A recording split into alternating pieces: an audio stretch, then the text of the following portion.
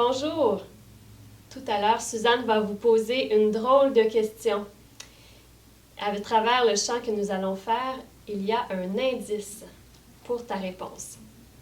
Je ne veux ni force, ni richesse, ni éclat, ni puissance, ni sagesse. Je ne veux être qu'un enfant en toi, mon Père.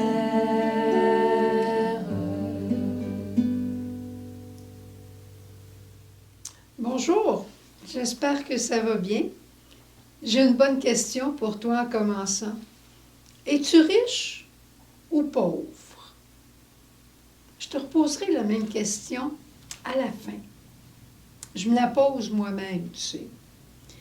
Dans l'Évangile aujourd'hui, Jésus, on vient de voir hier l'Évangile du jeune homme riche qui est parti tout triste.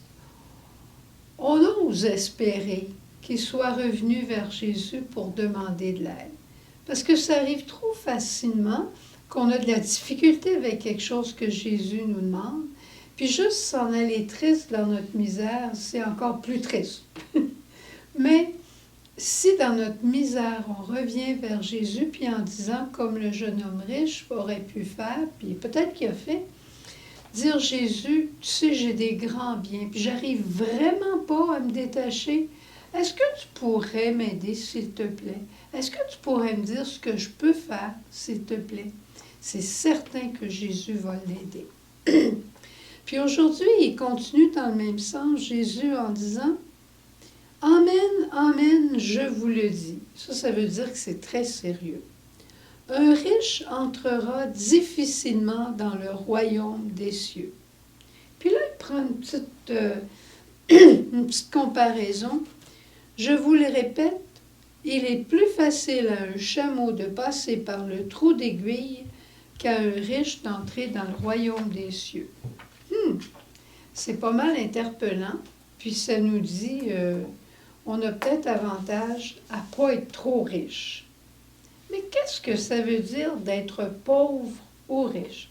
Est-ce que le riche, c'est celui qui a beaucoup, puis le pauvre, c'est celui qui a peu?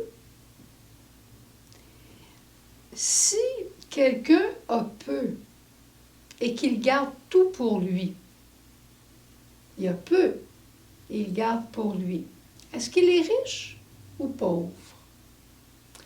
Si quelqu'un a beaucoup, beaucoup, beaucoup et qu'il partage, est-ce qu'il est riche ou pauvre? Bonne question. Je pense que tout est une question de ce que je fais avec ce que j'ai. Si je me fais vraiment propriétaire du peu que j'ai, je suis riche.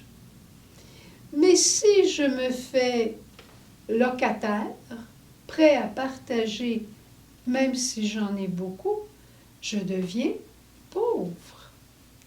Regardons Jésus. Qu'est-ce que Jésus a fait? Jésus, Saint Paul nous dit, lui qui était de condition divine, lui qui était dans la condition de la richesse, il a tout quitté pour tout nous donner.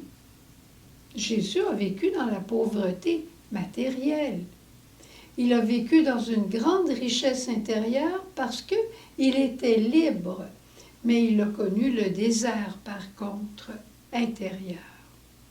Il a connu la nudité à la croix, il a connu le dépouillement à la crèche.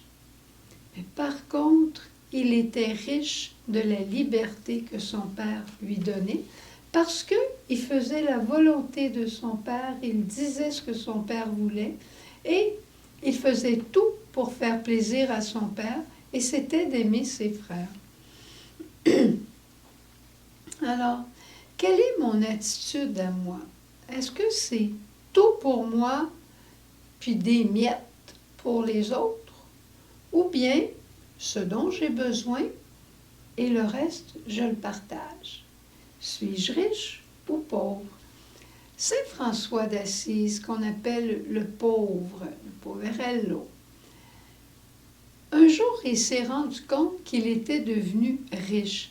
Il s'était fait un petit panier d'osier qu'il aimait tellement, il avait toujours peur que quelqu'un le prenne.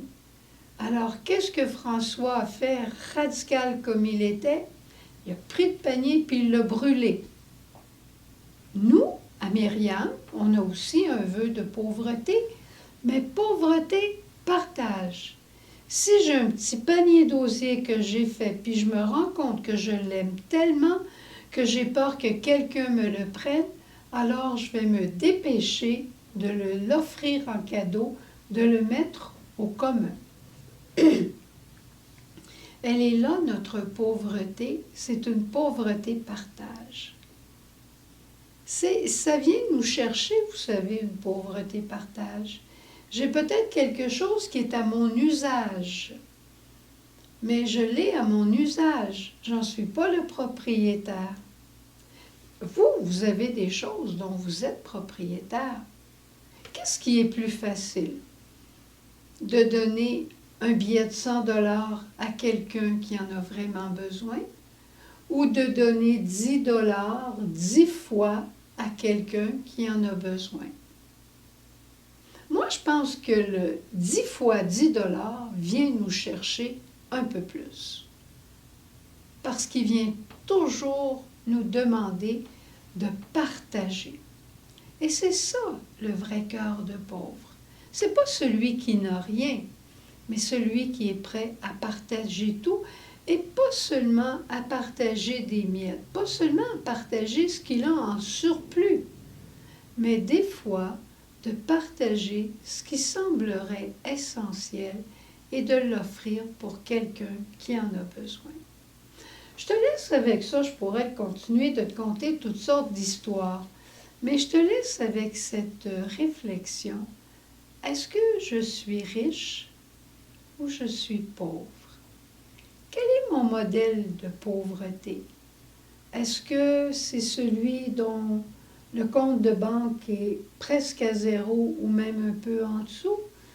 Ou c'est celui qui a beaucoup et qui donne beaucoup? À toi de décider, mais n'oublie pas, on va aller voir Jésus. Jésus, c'est le vrai pauvre qui s'est détaché de tout,